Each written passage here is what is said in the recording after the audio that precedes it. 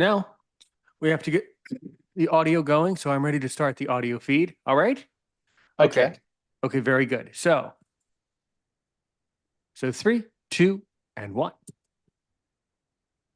Welcome back, everybody, to another exciting episode of Aaron's Opinion, the podcast for blind people, where we speak about critical issues in the blindness community and all other issues from across the universe and galaxy. Speaking of across the universe and galaxy, let's go down and under and talk to Peter. Peter Archer, Beyond Vision, joins us now from Australia. First of all, we definitely have to give you a nice g'day and say a very good morning over there. Very good morning, Saturday morning over there, all the way down under. So what I want to know, and given your Facebook name, Peter Archer Beyond Vision, I basically have two questions, and then I'm going to sit back and listen to you talk for how really good hour, I guess, for however long you want to talk. And I will, of course, interject and ask questions to help guide the story and to help you to tell your story. So anyway, who is Peter Archer? What is Beyond Vision? Who is Peter Archer Beyond Vision? The life story. Go right ahead. Oh, good morning, Aaron from Australia. So it's 9:35 a.m. here in Australia. I'm in Brisbane, Queensland. And who's Beyond Vision? Who's Peter Archer? Well, that's geez, you gave me a tough question to start off with. But I'm just an ordinary guy, really. I've been a community support worker for about 12 years. I've had a vision impairment since I was 7 years old, 6 or 7. So my condition is called Stargardt's, and that is a form of juvenile macular degeneration. So basically, when somebody asks me to describe what that's like, it's like seeing little black and white dots in front of you in your central vision, like those. Do you remember those real old boxy TVs? How if you weren't on the right channel, you had all those little black and white dots, and people called it an ant race. But that's kind of what I see.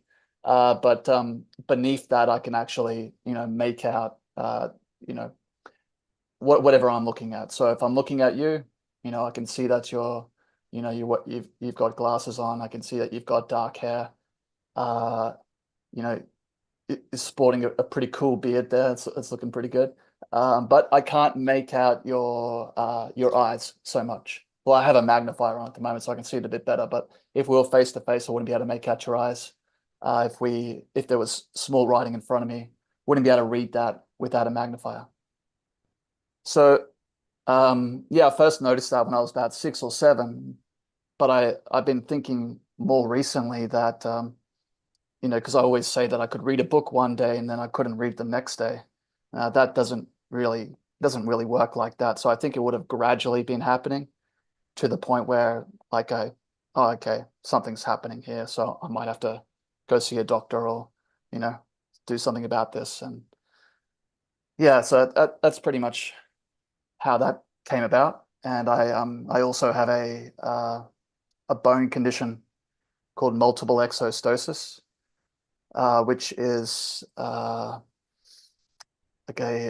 basically what that's about is your bones sort of can grow outward instead of straight as you're growing up, as your bones are growing naturally as you're growing up. So I had to have a few operations on my arms and my legs, just shaving off parts of bone. So it cosmetically looked better. And it also like if you don't get onto it, it can lead to traces of cancer uh, forming. So you really do have to have those operations and shave off that bone to prevent that kind of thing from happening. And years later, I was always wondering what am I going to do for a job? What am I going to do for a career? I've always been quite driven.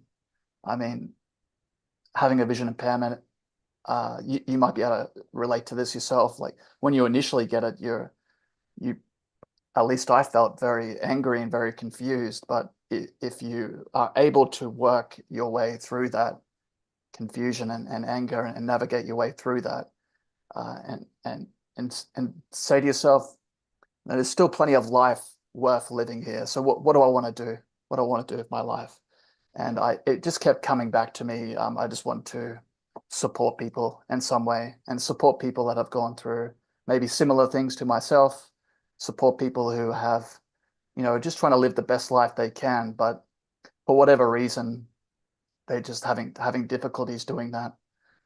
So that's what got me into support work. I did quite a bit of study um, to become qualified, and I was lucky enough to find a position as a support worker at a place called Vision Australia, which is one of the leading blind and low vision providers in Australia. So it was a really great gig to start off with, and gave me a lot of experience. They gave me a lot of opportunities. They put a lot of trust into me, and that was great. I was able to be creative. I felt like I was supported, um, and that really led to my skills developing to the point where I'm at now, where I'm doing it for myself. And 11 years ago, I would have never imagined, I would be able to do that. Uh, yeah, that's sort of a brief snapshot, I guess. Yeah, great place to start. Absolutely. I definitely relate to a lot of what you were saying. In my case, I was born blind, right? Right. Born blind, not with Stargardt's, but with glaucoma and Oh, a okay. congenital Yep. heart Yep. defect. That's fine. Yeah, people with Stargardt's can be on the show. Yeah, that's fine. Mm. They're allowed. Well, thank you. Thank you. Yeah, I'll tell my friends. Stargard's is allowed. Absolutely. But I think I know in fact that I also have a congenital heart defect, Yeah. and some other health issues. And your story really brings back a lot of memories from my own childhood. I'm 33. I believe you're a little older than me. Um, or at least I forget how old you are, but I remember that in the 90s. 38. Right, yeah, indeed. Mm. I remember in the 90s how, well, I was born in 91. So I do remember how when you would click the old TVs, even in the States, up over where I am here in America, we would still get some of those channels with the little, chasing ants or the little Yeah. Yeah. Yeah. Yeah. Yeah. static channels, until Yep. the TVs became digitalized, and then that became less of a deal. But I do recall that indeed. And Mm. you're very right. Many blind people suffer other health issues in coordination with the blindness, it seems to me. And now that I'm in my 30s, I notice it more. But it seems like many blind people deal with other health issues, which is what we are as people. We all deal with health issues. Mm. I hadn't specifically heard of that specific bone situation, but that sounds serious. And I'm glad that got worked out. What can you tell us about now growing up in Australia, another great nation to grow up in, certainly? I've spoken with a few people over the years from Australia. So, what can you tell us though about growing up as, a boy in Australia with blindness, the schools, the accommodation, like what part of Australia are you from? What are some really experiences that really stand out to you about just speaking about growing up and coming of age and things? Yeah, I completely agree. I mean, I've spent a bit of time in the States, and I love the States. I spent a bit of time in the deep South with my wife, and very, very kind, very generous people. But in Australia, I feel like it's a safe, very safe and supportive country as far as having a vision impairment and maybe other disabilities as well. I'm sure, because we have a lot of things in place. We have the blind pension. We have half price cabs, so it's called a TSS card. So we get half price to a certain point. We have free bus, free ferries. We have this thing called a companion card. So you can get your carer or your partner to come along to events with you, whether it be like a concert, a play. It's covered by a whole bunch of different things, and your partner or your carer gets to come in for free. So that's a great one. You get the pension card, which gives you a lot of discounts and things like that. Uh, Growing up though, having a vision impairment, and uh, I was going to a school where there wasn't really a lot of support. Uh, they tried to help me out by um, giving me my own laptop, so I didn't have to rely on looking at the blackboard. They gave me an ergonomic seat, so to help me with my bone condition, which can cause a bit of chronic pain, especially in the early years. So they definitely did try their best, but then at the end they just admitted that we don't we're a little bit out of our depth here. So they let me and my family know about a few different schools that were in the area that supported vision impaired and blind people. They had vision impaired units. So I had to change schools at I think it was grade 5 or grade 6, and that was very difficult at the time because I'd had a lot of friends at that original school. I was very happy there.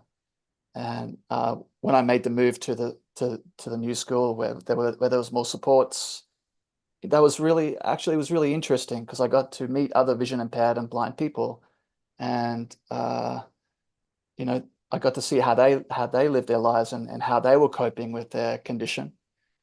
Um, and and then I just got that really positive support from the school itself. So they would enlarge my work. I had a teacher aide come in with me in classes and support me. So they would read out what was on the board, or they would just sort of read through the question and make sure that I had a better understanding of it and all that. So that was really good and really supportive. And I think as far as like leaving school goes, I'm not sure what your thoughts are about this, but I really had no idea what I wanted to do, and neither did any of my, fellow students. I don't feel like we were really set up for that. And towards the end, when we were about to graduate, one of the teachers actually came out with this huge textbook, like phone book, full of different job titles and positions, and they said, look through it and choose what you want to do. And I was like, oh wow, okay. Yeah, And right. I didn't. Yeah, yeah, right. You're right. Yeah. I didn't Well, I'm find I'm it. gonna go. Let's see. Okay, Peter, 79. Oh, page 79. Okay, 3 jobs down. Wait, put your finger. Oh, right there, right there. That's your job. That's Yeah, your job, yeah, man. That's it. yeah, Right. yeah. Yeah. Yeah. Right. Yeah. Right. What a load of bull. Oh, yeah. Yeah. But Ooh la la. I wanted to do all sorts of things. Like Yeah. I'm not sure if it was because of all the time I spent in hospital, but I wanted to work in a hospital in some way. That's wonderful. Maybe I could be a surgeon and just use a magnifier when I need to, do those cuts with the scalpel. I'll just get my magnifier over the top and then I could do that. No, I don't think so. At all, the other crazy idea was, oh, I could be in the army. And they're like, how are you going to be in the army? You can't shoot a gun. You can't see. I said, that's okay. I'll just put like a little magnifier, a little telescope at the end. There's already a Uh-huh. job for that. There's snipers, right? But Yeah. Yeah. I would never be in the army now. All respect to people that are in the army and that are keeping us safe, but I couldn't go near a gun, or I couldn't be in a Yeah. position where I'm inflicting any kind of violence You in any know, way. I got to tell you something. It's Yeah. very funny. Mm. After I went to high school too, I wanted to be in the army too. And Yeah. I Yeah. had that same fixation. Yeah. And I agree with you. I think that actually, I think in an odd way, the military is very attractive to someone with a disability because it Yeah. shows acceptance. It shows people coming together, and that's what we want to. That's Yeah. what we Yeah. want. That's why it's so attractive. Mm. But I'm guessing that in the Australian military, you can't. They don't accept people with disabilities, right? Oh, it just depends, I guess. Like, depends on what your condition is. If you Yeah. can't do the job, then you can't do the job. But maybe Right, they'd be but some. Yeah. there's no blind. Probably there are no blind people in the Australian army right now. Probably not. Almost certainly Probably not. not. Probably Probably not. pretty safe. Pretty safe to say. Yeah, yeah. There might be, who knows with all the things that militaries keep secret. Who knows, but probably not. Yeah, Do and you, do and you think and that then maybe there's yeah. a totally blind person in the army and they're doing like super secretive experiments on them, trying to bring back their eyesight and turn them into a super soldier? Peter, you know what? I'm going to be really blunt because this really, see, this is why I love podcasting, mate, because we can Yeah, have these conversations and figure this out. Here's the honest answer about that. I doubt it. I really do. you do. I doubt it. I think that because blind people never shut up. I think that if a blind person had that chance, they would have gotten out and eventually have had written a book and hinted to it in a book. Yeah, So, yeah, yeah, yeah. so no, no, not no. Don't disregard the question. You asked a very good question. Is it possible that there's some blind person in the military whose job is so secretive that they aren't even allowed to admit that they have that chance? The answer Mm, is it's possible.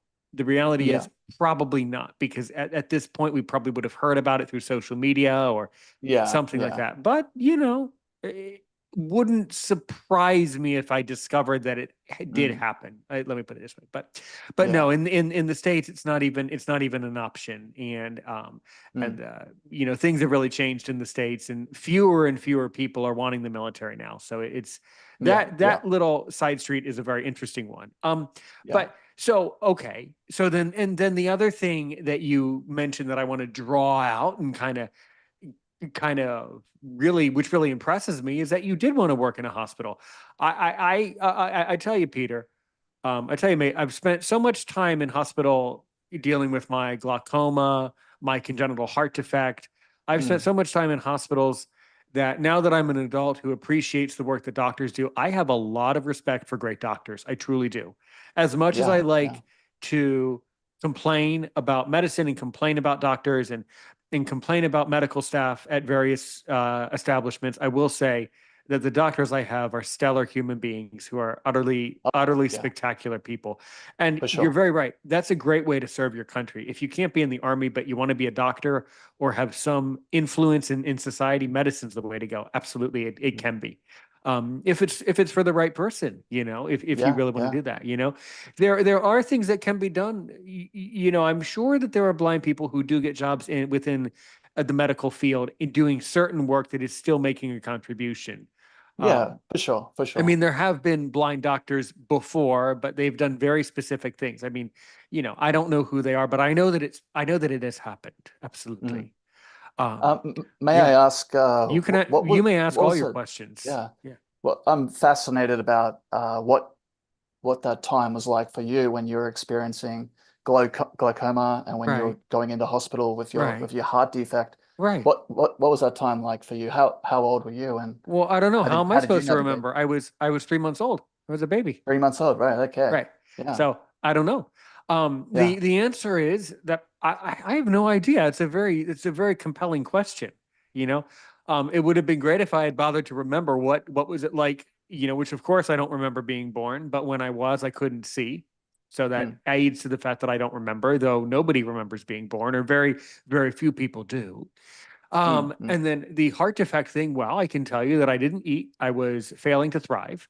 And the doctors in hospital said, yeah, um, uh, uh, miss, if you don't, if your son doesn't get this open heart surgery, he's going to die. And it was Right. in the 90s, and I was 3 months old and a tiny little baby, and my heart was prepared perfectly by a doctor to whom I don't know what his name is, but he's retired and now lives in California somewhere, I think, Mm, or who knows? Who knows where in the world he lives? But I mm. but I don't know. Yet anyway, um, I really have no memory, but I remember childhood. Always being the blind kid at the school.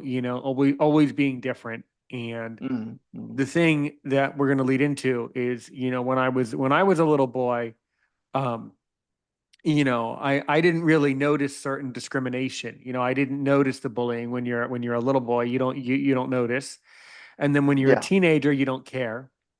And then when you're in Yeah. your 20s, or in my case, I was totally zoned out in my 20s, not really able to think straight, and I still didn't really care. And now that I'm in my 30s, I'm noticing, and there's certain, opportunities that I'm not able to have that I kind of, you know, you said that you felt frustration in your life, right? And sort of some Yeah. anger. That's kind of how I Yeah. feel too sometimes. Like a sense of hard to pin it down. Is it frustration, or is it anger, or is it confusion? Sometimes I get feelings of confusion where I Mm. see that certain opportunities that I should get never came to me, and I just can't grasp why, you know, Yeah. or Yeah. or I know why, but I can't understand why, you know. Mm. And what I try to do with that is although it's hard for me, as I'm sure it is for you, it's harder for you because you're older. But what I try to do is to simply put it into perspective and realize, well, I have a great job, roof over my head, plenty of, in all honesty, I, make my own money, I'm able to do what I want to do for the most part in life. There's a couple big things that didn't happen that I Yeah. really wanted to have happen, but unfortunately, there's nothing I can do about it now. Which is why it's confusing, because you wonder, well, if you can't do anything about it, then does that make it right that it didn't happen? Then there's that whole Mm. like dilemma paradox thing. I was speaking with, and I'll be really, really frank. I also happen to be a Jewish person, although I'm not Okay. observant. And once there was a particular rabbi who came to Aaron's opinion. He came to the podcast, and he had a huge personality. And Yeah. we kind of talked about the army stuff and certain things that I had always wanted to do. And so I asked him, I'm paraphrasing myself, I'm kind of interrupting myself and Mm. paraphrasing my own idea, which was, I basically asked, so Rabbi, when you look at our spiritual journey, what do we need to understand? If something doesn't happen, why is it that things don't happen that we want to have happen? And the answer he gave, for whatever the truth of this is, and I still don't quite, in my heart, in my personality, I'm still confused by this. Mm. He says to me, he says, Aaron,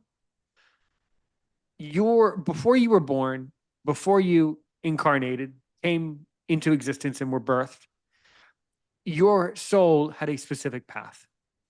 And for Mhm. your soul to be here, for you to be Aaron's opinion, you had to agree that there were certain things that would happen in your life and other things that would never happen in your life. Oh, wow. And this is kind of cool. Now, Yeah. Yeah. now, Peter, I'm not telling you. I just want to be overly clear with you. I'm not saying that this is the truth. I'm just repeating what someone else said, and I still don't know what the truth is. No, no, And so he go says, for it. I'm and very interested by this. Yeah. it's actually kind of frustrating and kind of cool. And he said, so look, he said, your soul, every soul on planet Earth apparently has a mission. And for us to achieve our mission, we have to accept that there are things that we will always do and things we will never do. And I said, Mm.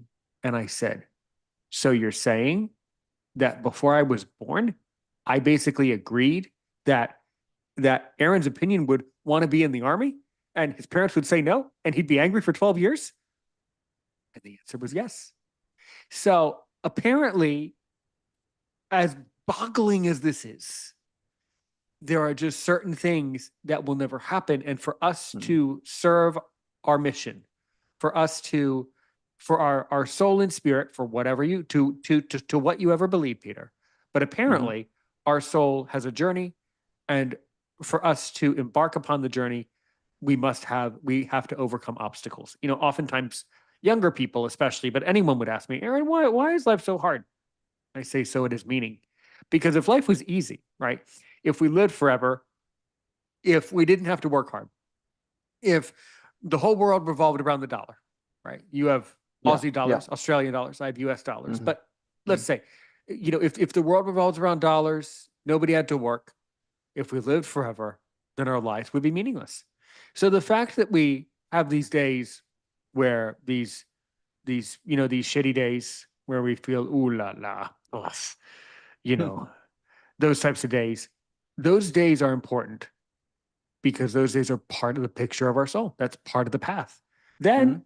we have other days where we go out to the bar with our mates and have a nice beer and some nice steak frites. Hey mate, how are you? Good to see you. Hey, let's have a great time, right? Let's drink some vin rouge. By the way, je parle français, so I like using some French vocab. I'm also a French speaker.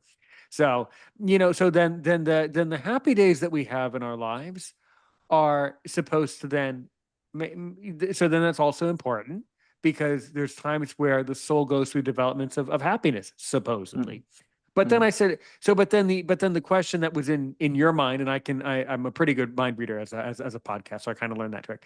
You Right. were just about to ask. You were just about to ask. So Aaron, how do I tell what things I'm supposed to not do and what things I'm supposed to do, right? That's Yeah, I was more interested by yeah, the statement that you said yeah. that there are things that you will always do. Like Yeah, that's a really interesting it statement because is. that kind of suggests that if it's almost like fate, right? That there's going to be To some whatever I'm going to say extent, to you now is was predestined. This is what I'm going to say to you. to some degree, to Yeah, some stretch of the imagination, indeed. So to yeah, bring it all to bring it all back into perspective, I haven't decided what I think about that statement about certain things are presets. There's presets in life, and that there's just certain opportunities that we're never going to get, and certain things that we're going to have. And the overwhelming fact is that if we weren't blind people, we wouldn't be having this great conversation, right? That's an example, right? This conversation is a gift, right? It's a gift to mm, you, right? But look, 50 years from now, some kid will like pull up something and say, "Oh, hey, what's this thing from 50 years ago called podcast? Oh, let's learn from those people," right? We are yeah, creating a permanent testament here. hmm So the overarching comment that I can make to you is I totally feel for you and understand that there's things that anger you and frustrate you and confuse you. But the only thing I can say is there's there's nothing you can do about that except for the fact that you need to accept that you're going to have good days and bad days. And yeah. I the always look at it. only thing to do is to just try to keep moving forward and figure out the journey Yeah, is yeah. the logic. Yeah. Hmm. Have you ever heard of a guy called Alan Watts? Heard of, not spoken to or with, but vaguely heard, the name rings a bell here.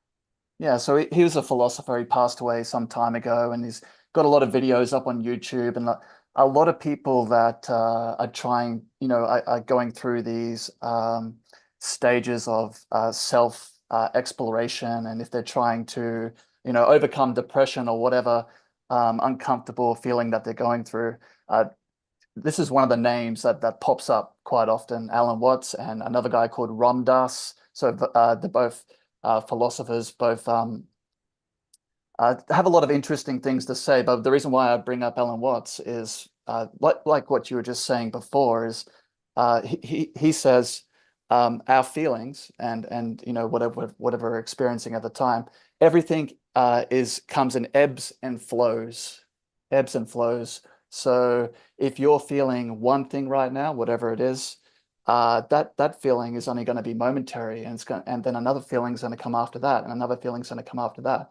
So for someone like myself, like probably a good 10 to 13 years ago, I was going through quite a lot of depression. I was diagnosed with major depression.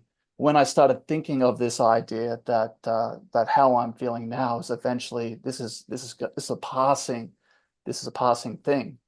Just don't cling on to it. Just try your best not to cling on to it. Just watch it if you can, and treat yourself with kindness and you know be inquisitive into what's happening, and instead of putting it in that box of this is horrible, why is this Yeah, happening to me, don't put it in that box. Be inquisitive about it. Like, what is this actually saying? Is it pointing a finger at something else? Am I needing to that's show attention towards something else in my life, really or great. am I not showing enough attention to myself? So when I started thinking like that, these Yeah. feelings of depression and these feelings of anger, Hmm. they didn't stay around for as long, and uh, they they they acted more as giving me information about something else I might not have been paying attention to. So it's sort of just Very changing the dial. wise. Very, very wise indeed. And it's the type of thing that I've been told too, is you gotta, another way to say it, you gotta put it in perspective and realize Hmm that most of our problems, that the vast majority of our problems that we face each day are in the greater scheme of things compared to how it was 1,000 years ago. The problems we have today are a joke, Yeah, compared to how yeah, bad it was in the medieval era. And there were some miserable years. One of my favorite things to do is like talk about history and like paleo anthropology. Like I'm into that ancient history stuff, and I've right. learned a great deal of the medieval era. Mm. And the medieval era would have been a great era to not be born into. Yeah. And it What's was the reason bad for for that? everybody. Yeah. Yeah. Hmm. What are some of the things that stand out for you with that particular period? Like what are the things that Well, interest you most about it? the overarching problem that the medieval era had, and we're talking, guys, let's kind of loop it together. Basically, the years. I'm making a sweeping generalization. Let's go with let's go They're the with best. let's go with 492 to 1492. Okay. Okay, I'm So there. 492 all the way up until Christopher Columbus sailed the ocean blue. Okay. Up until Mhm. that point. That 1,000 year period, that was a absolutely, for most people, even the king, even the leaders of society, it was an absolutely miserable time. They would say that life is short, brutish, and nesty, and that the chance of, number one, first thing that would happen is mostly you would die as a child. You wouldn't be able to become an adult. Yeah, And right. if you did become an adult, you couldn't pick your job. Your job was determined by your social rank and your Mm. hierarchy within the society. And the answer is that if you were a relatively well off person, you were relatively well off, except for all the problems. There was disease. You Yeah. had to take care of your land. You had to take care of your serfs. You had to take care of the people who worked with you. And yeah, there probably were some pretty nice afternoons, kicking back with a beer and the peanuts, and there probably were some beautiful experiences that people had. I'm 100% Mm. sure of that. Mm. But overwhelmingly, it was all pretty bad for most people. But you wouldn't have wanted to be born then. And if you had some disability, you would just die. So I there was that issue. Yeah. so about that. Right. So being being blind yourself and being vision impaired myself, we are very agile people. So Right. whatever we're faced with, we find a way to overcome it or to redirect what we're doing or whatever it is. Like you seem like the kind of person who would never give up or would find ways of doing things, even if it's slightly differently. So do you think that would be that different back then? Do you think that we would I still have have no the same idea. sort of mind frame and same sort of Right. Beautiful. I got to tell you something. I don't have a clue because I don't know enough about it to know if there were any successful blind yeah. people of those millennia. The answer is I'm sure that you have sparked my interest now, That's and another I will. podcast. That's a whole. You know what? That is a Yeah. whole. You just gave me, and we'll talk off air later. But you just gave me a whole nother idea that I've never Yeah. actually done with a guest. Oh, this is going to be fun. Um, Yeah. but the answer is yeah, there were some, yes, the answer is yes. There were some people with disabilities back then. Obviously there were, or else here's the other cool thing. There would have had to have been people with disabilities then for us to be disabled today because there had to have been genetic code then to pass the Mm. genes down. So the Yeah. answer is yes, there were. And a pretty good deal would have been the best deal of all would have been if you were a blind person who was dropped off with a bunch of monks and grew up in a monastic society in a monastic convent, Mm. a monastery. That would have been a relatively good thing because you probably would have survived, Yeah. or you would have made it into your teens or 20s rather than your seven, eight, nine. Um, That would have been but a sweet deal, I Oh, think. And let's not say let's not be that generous. That would have been look, less bad. That would have been less it, worse. Yeah. as a blind person, it's also Hmm. the quietest environment to live in as well. So you're not living in a busy city, you're living in that Yeah. monastery. I don't. Geez, sheesh. Ooh la la. I haven't really connected with. Well, in my professional life, I've only spoken to one or two monks. I really. I got to tell you, I've never actually sat down with a monk and spoken. Yeah. But it is a fascinating lifestyle. I do agree with you. It is actually very attractive in a lot of ways. But no, I have no idea, but the fact that you have the courage to ask that question, not to worry. And I'm giving a bit of that I'm giving you a hint here about something. Mm. We'll come back to that. Yeah. Yeah. But the answer is I don't know, but I am deeply fascinated. I do know what we do know is that actually, although ancient Rome and ancient Greece were a lot longer ago than the medieval era, the quality of life in Rome was a lot better than the medieval days. And Yeah. so, Right. if Right. you were going to be born with star guards, but of course they didn't know what that was back then. But who knows? There probably was somebody who was trying to figure it out back then. It wouldn't surprise me. And who Um, knows how yeah. when these conditions actually came about? Like, was Well, there a Stargards 1,000 years ago or longer, you or know, is that something that sort of we're gonna evolved look. through You our know what you're genetics? doing? So you know what you're doing such an amazing job. This is not going to be a one-shot deal with you. There's going to be a part two and a part three with Peter Archer Beyond Vision. That's a requirement. You haven't lost me on part one. We're gonna do part two and three with you. I can already feel Okay. it coming All on. right. I'm gonna give you an assignment, and we're gonna kind of delve. I Um, like it. Sounds but good. the answer no. The answer is that yes, there were doctors thousands of years ago, and what did they do? The same thing they do today. They do the best they could. So Yeah. the logical answer is sure, there probably was something that happened like that. But the overwhelming question is to what was the success? Mm. And I don't know. I need to look into it.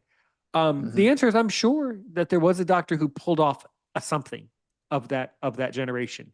Mm. Or else we wouldn't have doctors today to be able to pull off what they do. I, So the answer I is meant yeah, I yeah, meant sorry to interrupt, but I meant like the conditions that we have, like yeah. Stargardt's and No, like no. Okay, glaucoma, yeah. Let have me they circle always back been to that. around? Yeah. It- But we well, don't know.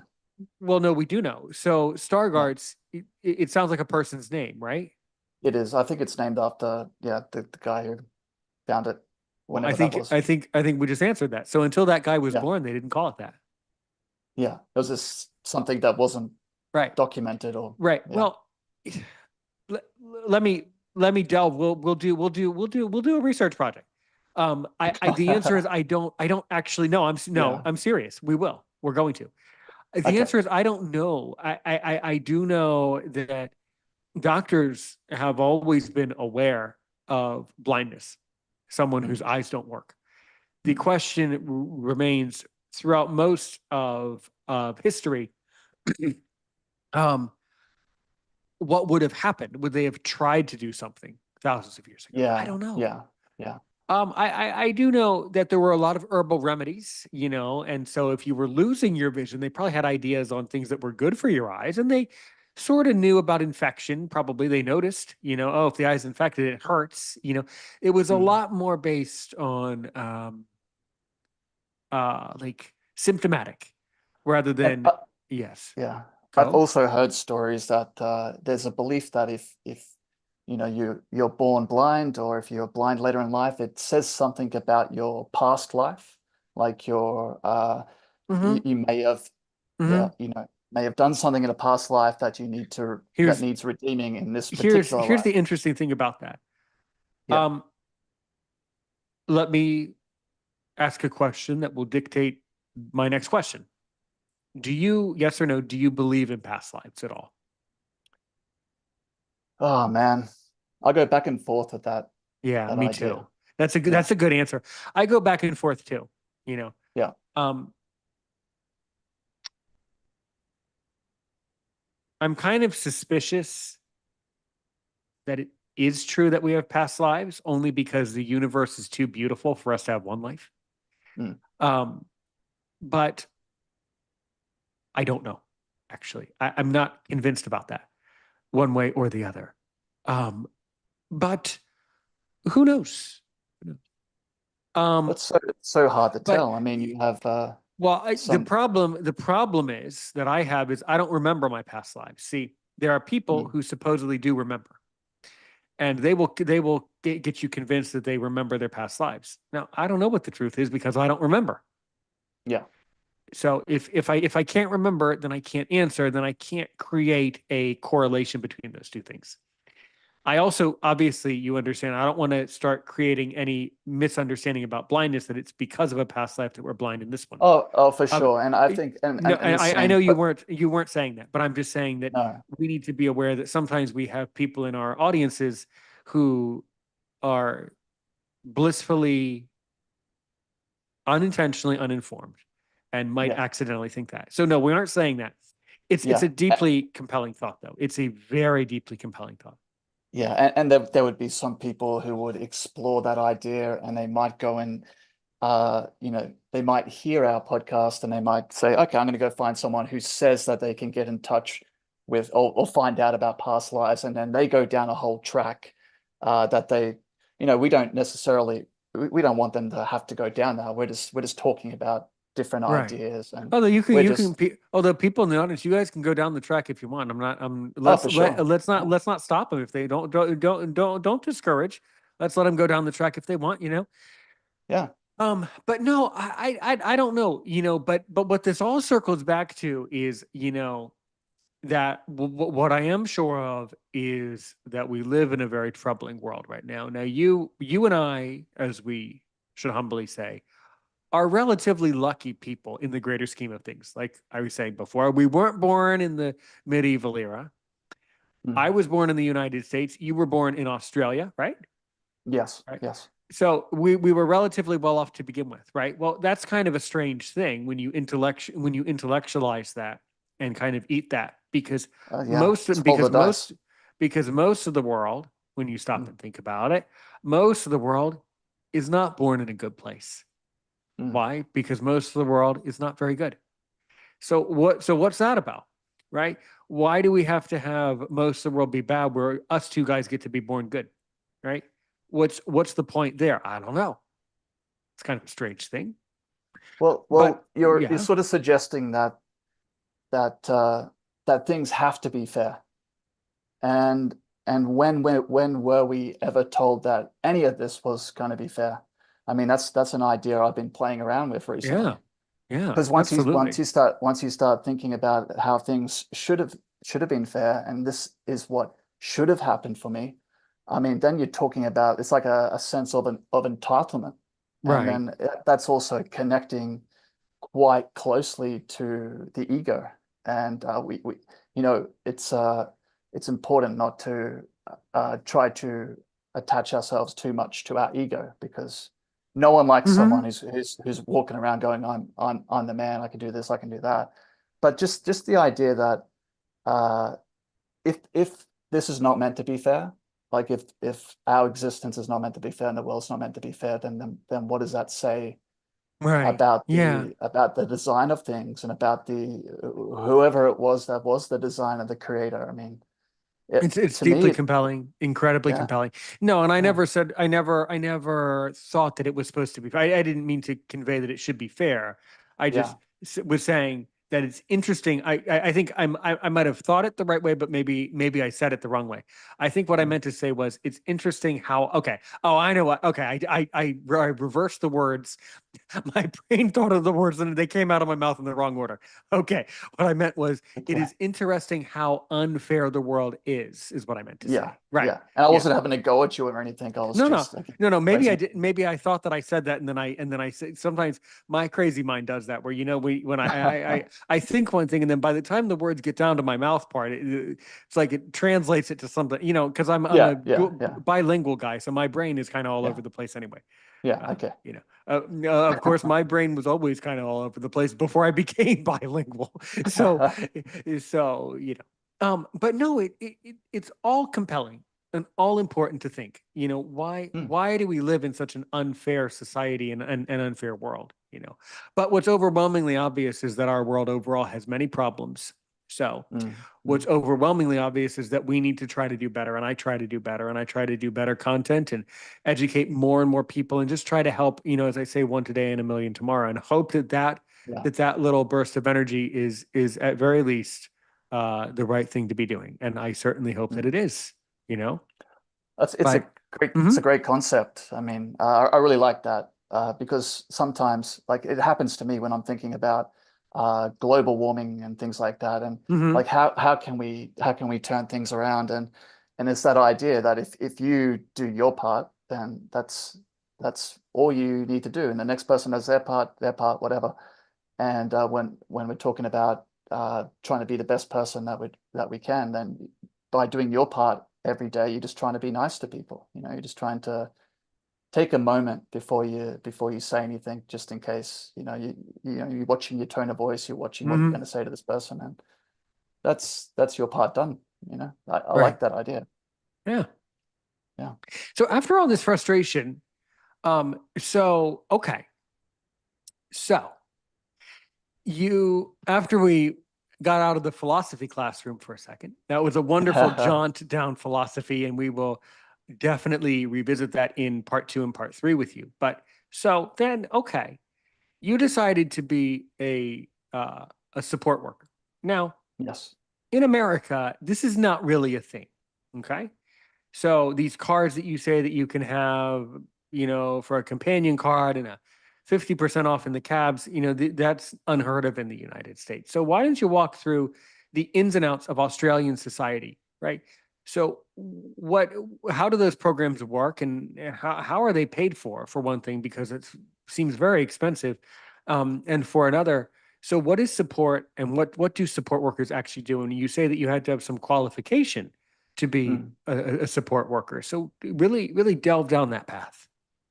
Okay. Mm-hmm. So with the companion card and the taxis and all that and how that's paid for, I mean, the specifics I couldn't really tell you, but I guess what I've heard and what's been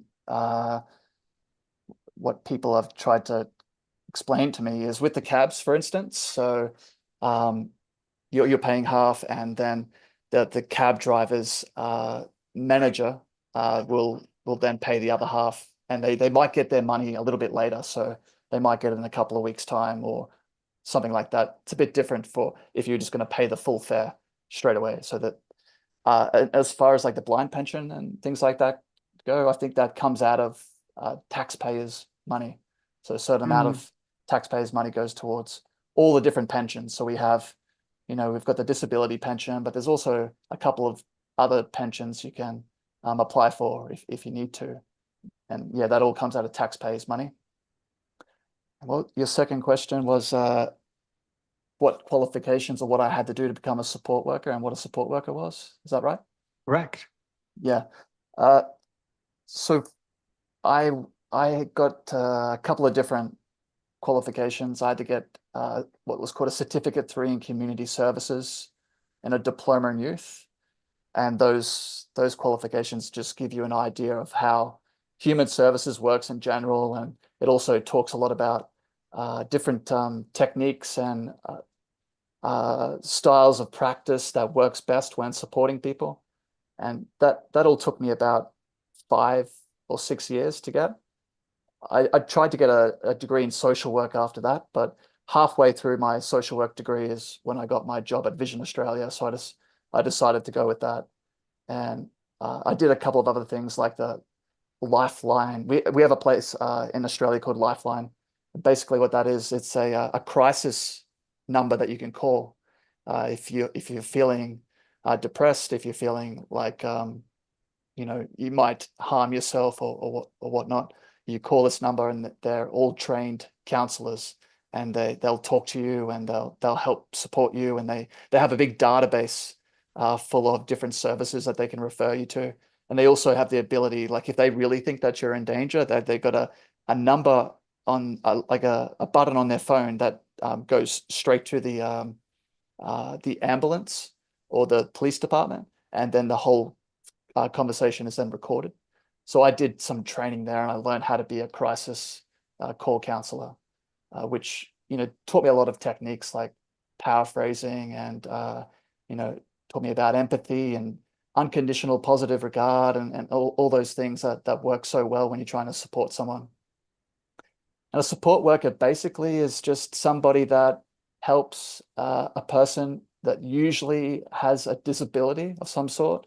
It can be an elderly person as well. They just help them achieve whatever goals they might have. So uh, usually in my work, the goals that people have revolve around community access. So they might not feel confident getting out of their home themselves.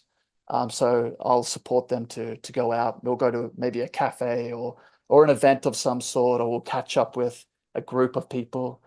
And that's one type of support. The other type is they just need help doing daily things like going to doctor's appointments or doing grocery shopping or just mentorship or companionship, just being around someone because it's such an isolating life at times, having a disability and, being vision impaired and blind can be isolating if at times if, um, yeah. So, Absolutely. Yeah. Yeah, I know that's so good. And you're very right that the little things in life matter. So, if people can meet up for a coffee and cheer someone up or help them have a better day, that's a huge thing to do. It's a yeah. small thing, but it's the right thing to do. And that's Mm, one of the things I try to do is try to find ways of doing that. I wish that we had more of that here in the States. We really don't. Mm. There's not really organizations. Unfortunately, I'll tell you that I'm a member of my Lions Club, and we were saying how, membership is going down. People are not volunteering anymore. People in the States have really just kind of gone into their shell and have just kind of shut down. And Oh. it's a major, major, major issue now, and it will Mm. definitely affect things, in the United States for sure. So yeah. What do you think the cause of that is? I think the cause of it is that ever since technology came into our society, and ever since various advancements within technology, whatever they are, whatever apps we're talking about, I think that that has really thrown people off. Society was progressing very, very nicely, or to put it in another way, we were doing fine before social media, came in and kind of uprooted our life, you know. Right. Um, and there are so many benefits of social media. It's wonderful. I love it. We use it every day at Aaron's Opinion. If we didn't have social media, I never would have connected with a Peter Archer. I never would have known that you exist, right? Mm. So for that, it's a blessing, but then it's a curse because it all kind of isolates us in a intellectual way and in a reality, in a realistic way. So the answer is social media good or bad? I don't know Yeah. It's a because bit of a paradox in that way, isn't it? It's yeah, connecting people and isolating them at the same time. I can't tell if it's good or bad. And Yeah. now what I use social media for is to educate people and to give people more knowledge, which is great because you can take knowledge, at home, if you're just having a beer, having a coffee, at the kitchen table, you can listen to this stuff and learn from us. And I hope you would Mm. to the audience is who I'm talking to there. But Yeah. Yeah. but Yeah. but then but then again, so I don't know. Am I just contributing to someone's isolation? Am I actually hurting someone by giving them something to listen to at home so they don't have to go out and have coffee? Who knows? It's weird. I can't tell, I don't Yeah. know. Do you Yeah. do you have a better answer or do you have a similar answer or a different answer?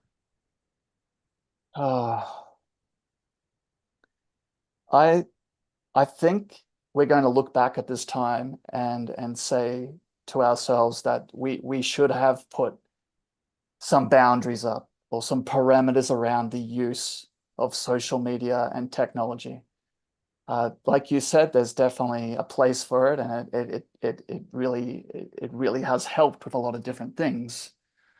But when it gets to the point, like I catch a lot of public transport and I hop on the bus and just everybody's got the phone up on their face and they're just, they're not really there. They're not really in the moment. I mean, it's really weird. And I think that we're gonna look back on this and say we maybe should have just allowed ourselves to use it for these reasons or given, only certain times that you can use it throughout the day, something like that. Just anything Yeah. because uh yeah, I'm not liking what I see when it comes to that sort of Well, thing. here's the thing. There's certain things that I love, like being able to build the podcast community that I have, right?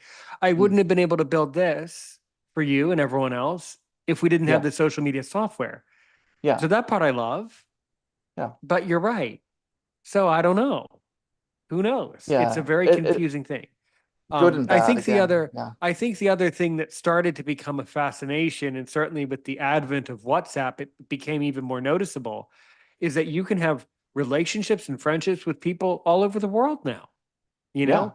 yeah. And that used to be something that would have been unheard of when I was a little boy.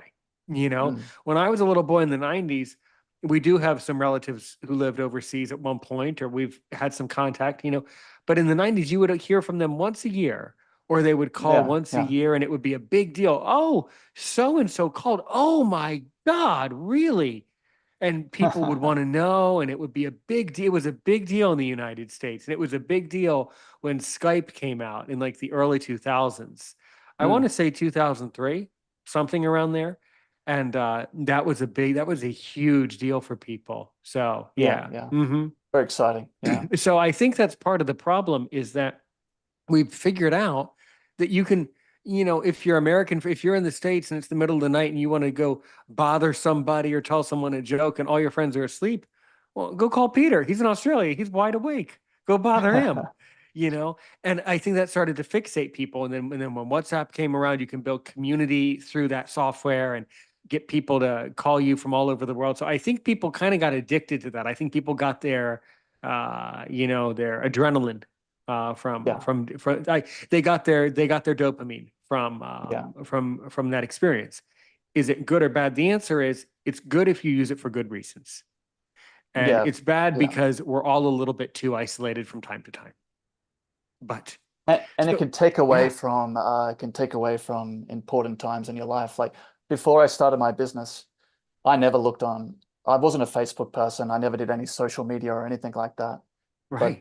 to start, to get the name out there about my business, I started putting up videos and all these different things, uh, audio content for my vision impaired and blind friends on Facebook. And I noticed that I kept looking at my phone saying, "Oh, does anybody put a like on that? Has anyone commented? Does anyone like?"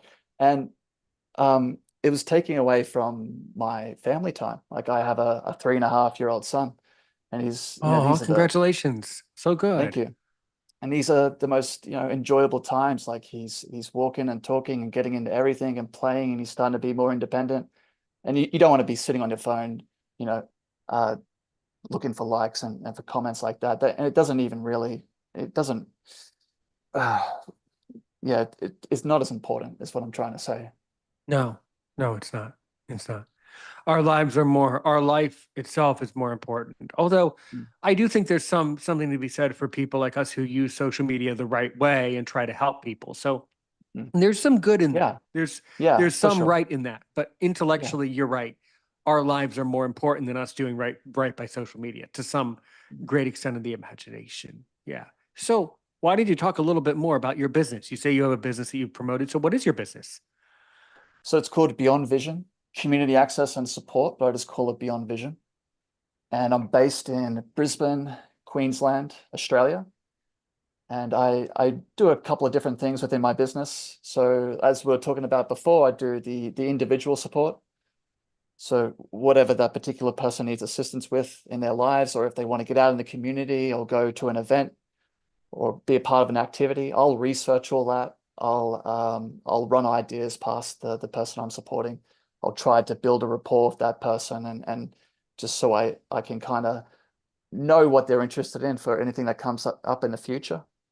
I also have a home cooked meal delivery service. So I cook meals either from my house and I send them out to the my client's home, which could involve a catch up, like have a coffee and just hang out. Or I can cook the meals from my client's home and turn it more into a cooking activity because I used to run a cooking class at Vision Australia for about 9 years, built up a few techniques, and I have a whole list of recipes. So that's an option as well. And I've just started promoting my Beyond Vision interactive themed Zoom groups. So we cover different topics like trivia. We have a spelling bee, a hangout, a book club, a podcast, comedy hour. And that's something that I'm focusing on at the moment, trying to get the word out about that Hmm. because I really want to reach people in remote parts of Australia, like people that are really isolated. Like not many people realize that 70% of Australia is all desert, so I do. there I realize. you do. Wait a Of minute. course you do. I realized. Of course you do. Who do Of you course you who do. do you think you're kidding? I realized. Yeah, yeah, yeah, Ever heard of the Outback? Yeah, I've heard of it. Yep. Hmm. yeah. Yeah, mate. Yeah. But yeah, so I want to connect with those people, Hmm. and I want them to feel welcome and to feel like they're in a community that's supportive and fun at the same time. And maybe one day I'll go international. So we'll see. Well, you are. Yeah. You're Yeah, inter- yeah, you are yeah, you are international right now. yeah. You're already in the world now that you've said all this great stuff.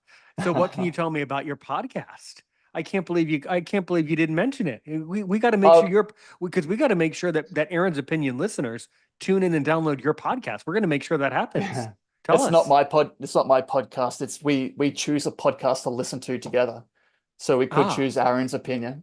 and we all sit down and we listen to an episode, and then afterwards we have a chat Oh, about, what our thoughts were, oh, that's things that's like really that. cool. Yeah, That's really yeah, fun. Kind of like book club for podcasting. yeah, That's exactly. super cool, man. Super, super cool. Really Yeah. good. Really good. So, in other words, you get a bunch of people together in a group, or do you send out an episode for everyone to listen to, or both? I get a bunch of people in the Zoom group, and then I may have already researched some different podcasts for them, or they can Hmm. just tell me like, can we listen to a podcast about this or about that? And I'll do a quick Google search and I'll look something up and even see how that podcast is rated. But usually I try to do my research ahead of time, Yeah. so I'll Yeah. get everybody's opinions and ideas a week in advance, and I'll say, what do you want me to look into this week? And I'll also go around the group. So I'll say, okay, Aaron, this week, it's your turn to choose a podcast. Okay, what would you like me to look up for you? And then it'll be another person the next time, and so on and so forth. Oh, so wonderful. Oh, I love that you do. I love what you're doing, man. You Oh, are thank you, man. doing that is so cool. So cool. Well, what can we do? Well, what can we do? There's no reason to single out Aaron's opinion here. What can we do to make sure that listeners of Aaron's opinion can join your Zoom group? I mean, how do we get your information? Because it's Zoom, man. You can have because I have people like all over the world who are blind like you and I who would love to participate in your organization on Zoom. What do you think about that? Or would you be comfortable with that? How does it all work? Yeah. I I I would really, really love that. Yeah. What I'm trying to get across and be upfront with straight away is that this particular service I'm providing does have a cost for me to be able to make this all feasible. This is a part of my business. I'm trying to run my business as successfully as I can. Hmm. So I know that there's a lot of free free groups out there, and that's great. And that's, you know, by all means, Yeah. go to them. But uh, but what's different about my group is that I guess I've spent years being trying to develop my skills as a community support worker, and just trying to, like you, just figure out why we do the things that we do, and how can we help each other the best we can. And to me, I see that as a skill, and we pay for the skills that we appreciate and that we need, that help us in our lives. So I'm only charging a very low cost. I'm charging what's called group rates. So in Australia, have you heard of NDIS? No. Oh, we got to talk about that. So and NDIS is we'll come back to the Zoom group.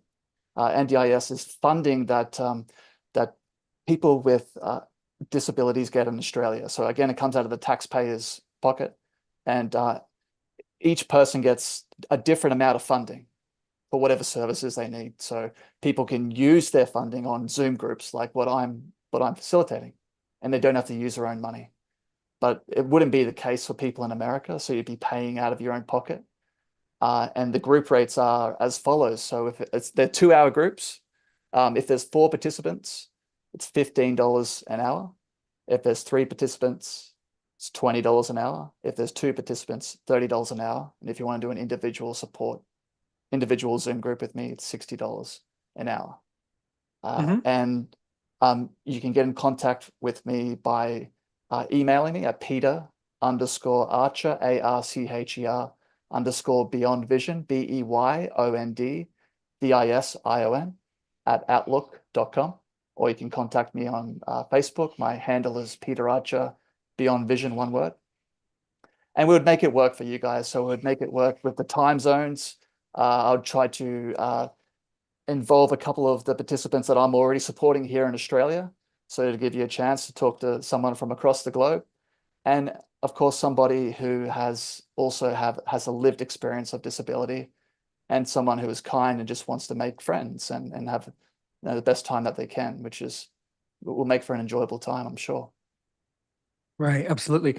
So now your business Beyond Vision, do you guys have like a Facebook page for just for your company, just for your business itself? I don't have a business Facebook page. I just have a regular Facebook page because Hmm. yeah, it just means it was easier actually. for me as a business owner, because you can write to people a lot easier. Like you can respond to messages, and I don't think you can do that with a business Facebook You page. can. I do it. Oh, you do it? I do it. Okay. All right then. You Uh, should do it because yeah. you can create a professional page for your business and then you can get people to like it, or you can get people, you can develop a following and things like that. It's very cool. It's a No. lot. Yeah. I'll show you. Okay. I'll show you my Okay. page. And then you can have people like write reviews and like recommend your company to other companies and things like that. And when it's Okay. done well, it's good. Wow. That sounds good. That's really love what you do, mate. And that's definitely something that people, in Aaron's opinion, around the community will want to learn from you and learn about. And provided that you provide a very detailed, a nice good description for us that people can learn about your background, I think you will get some people who will be interested in that matter. So that No, is, thank you. yeah, that's very good. How do you tell what topics to set your Zooms to each time you have a Zoom meet, though? Yeah, that's a good question. I was asking people like, you know, what topic would you be interested in doing? Um, so if you say trivia and someone else says this and someone else says that, I guess I would have separate groups for each one, or I'd have like a blended group where we'd do a little bit of everything. So I'd get somebody to choose, you know, what they were more interested in, uh, before they, you know, join the Zoom group. And I'll be honest, you know, I'll say, all right, you want to do a podcast group? We've got two members in that group at the moment. We could go ahead with it. It'll cost you this much, or I could try and rustle up a few more members. We'll make it as cheap as possible for you. So that's sort of how it would go until we Hmm. get the members that we need within that group. Right. That's very good. That's excellent. Yeah, yeah. Um, and what are some things that you like to do when you're not doing all this great stuff? You strike me as someone who does a lot of researching and delving into topics, man. So what else do you like to do when you're not doing all this important work that you do? Oh man, like Hmm. work has been very consuming these last 2 years, which I think anybody could say if they're starting their own business. But when I'm not doing this kind of thing, when I'm not working, I love just going for walks. You know, I live really close to a few different bushwalks. I just love going for bushwalks and trying to clear my head. You know, just I used to go in there with headphones on and listen to music, and that was really nice. But then I realized that maybe I should just have some quiet time. You know, just nothing, and you go in there with like a very like lots of thoughts running through your head. But by the time you've done a circuit, you know, you've walked for an hour or so, your head's clear, and I love that. So Yeah. I try and do that once or twice a week. I love going to the gym. I love like music, movies, spending time with my family and my son. Uh, I'm we're up to the point now with my son where we're just looking for different experiences that he's never had before. Like where can we go this weekend? Like what has he never done before? Okay, let's go to the zoo and let's see koalas and kangaroos, and just seeing the look of amazement on his face and just how much he's getting out of it. I mean, it's great. I'm really enjoying that at the moment. Right. Um, what about yourself? What do you like? Well, I Because you're spend a teacher, right? You teach. yeah, so my whole life is online, either educating people or building out podcast episodes. This is what I do. Yeah, If I'm not, and of course, you know, I'm a bilingual guy, so I geek out about languages all the time. If I'm not doing any of this, I'm listening to other podcasts. yeah, right, So right, I right. spend an enormous amount of time consuming audio content, Mm, and YouTube videos and scary movies and things like that. You know, I do things like that. So, yeah. What's a good scary movie? there's so many. Yeah, So many I can't even tell you how many. I can't even think of the last one I saw. It's been a while since I've watched them, but I love a good thriller. I love thrillers as far as movies go. So yeah. yeah. I also Do listen you to a know lot I? of yeah. Sorry, you go. Oh, do I'll you know say you some. what? I was going to say, do you know the movie Scream? Yeah. Hmm. I first watched that when I was 11. That's a crazy age to watch that. 11.